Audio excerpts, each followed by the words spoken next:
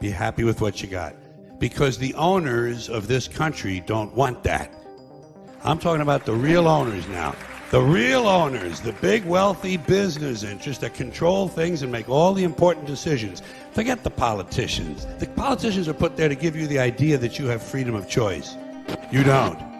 You have no choice. You have owners. They own you.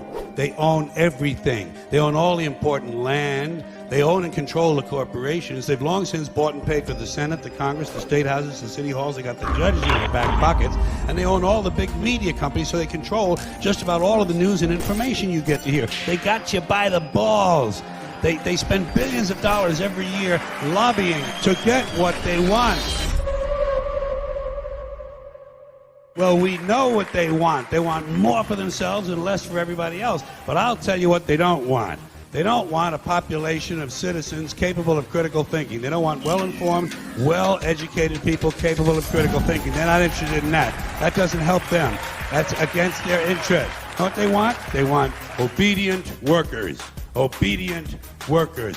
People who are just smart enough to run the machines and do the paperwork and just dumb enough to passively accept all these increasingly shittier jobs with the lower pay, the longer hours, the reduced benefits, the end of overtime, and the vanishing pension that disappears the minute you go to collect it. And now they're coming for your Social Security money. They want your fucking retirement money. They want it back so they can give it to their criminal friends on Wall Street. And you know something? They'll get it. They'll get it all from you sooner or later because they own this fucking place. It's a big club, and you ain't in it. You and I are not in the big club. By the way, it's the same big club they use to beat you over the head with all day long, where they tell you what to believe. All day long, beating you over the head in their media, telling you what to believe, what to think, and what to buy. The table is tilted, folks. The game is rigged. Nobody seems to notice. Nobody seems to care. Good, honest, hard-working people continue to elect these rich cocksuckers who don't give a fuck about them. It's called the American dream, because you have to be asleep to believe it. Human beings are nothing more than ordinary jungle beasts, savages, no different from the Cro-Magnon people who lived 25,000 years ago in the Pleistocene forests eating grubs off of rotten logs. No different. Our DNA hasn't changed substantially in 100,000 years. We're still operating out of the lower brain, the reptilian brain, fight or flight, kill or be killed.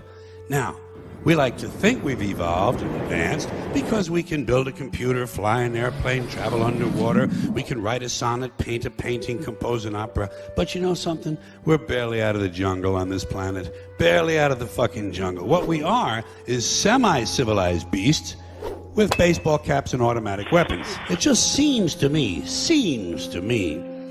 that only a really low IQ population could have taken this beautiful continent, this magnificent American landscape that we inherited. Well, actually, we stole it from the Mexicans and the Indians, but hey, it was nice when we stole it. Only a nation of unenlightened half-wits could have taken this beautiful place and turned it into what it is today, a shopping mall. Mile after mile of mall after mall. Many, many malls, major malls and mini malls. They put the mini malls in between the major malls. And in between the mini malls, they put the mini marts. And in between the mini marts, you got the car lots, gas stations, muffler shops, laundromats, cheap hotels, fast food joints, strip clubs, and dirty bookstores. America the Beautiful, one big transcontinental commercial cesspool. And how do the people feel about all this? How do the people feel about living in a coast-to-coast shopping mall? Well, they think it's just fucking dandy. They think it is cool as can be because Americans love the mall. They love the mall. That's where they get to satisfy their two most prominent addictions at the same time, shopping and eating. We got to be the most interesting critters on the planet. And then we wonder why a UFO doesn't just land and say hello.